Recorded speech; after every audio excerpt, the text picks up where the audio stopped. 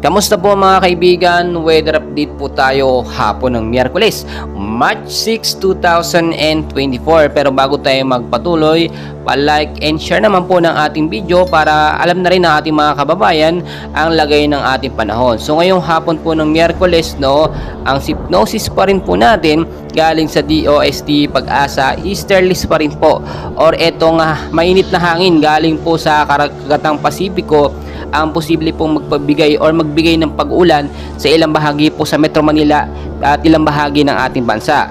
So forecast weather condition po natin mga kaibigan, yung mga area po na babangkitin ko, yung posibleng apektado po ng easterlies. Sa area po ng Metro Manila at ilang bahagi po ng ating bansa, maging handa po kayo dyan sa isolated light rains to heavy rainfall pagdating sa gabi. Sa hapon, posibleng maulap na panahon ng mararanasan, pero majority po dyan sa Metro Manila, Luzon, Visayas at Mindanao ay mainit. Simula umaga pa yan hanggang sa tanghali dahil nga po nasa dry season tayo.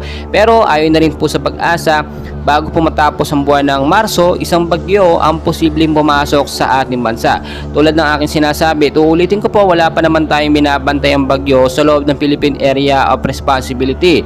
Sa labas ng PAR, may mga kumpul ng kaulapan pero malabo naman or malayo ito maging isang ganap na LPA. And as of now, wala pa namang pong kauna-unahang bagyo ang pumapasok sa ating bansa, pero maging handa na rin po tayo anumang oras, anumang araw, hindi po natin mapipredict ang galaw ng panahon. Mga kaibigan, bago kayo umalis, alamin muna ang panahon, ugaling magdala ng payong, jacket, kapote, hindi lamang panlaban sa ulan, bagkos panlaban na rin po sa mainit na panahon. And please huwag kalimutan mag-like and subscribe. Maraming salamat po mga kaibigan.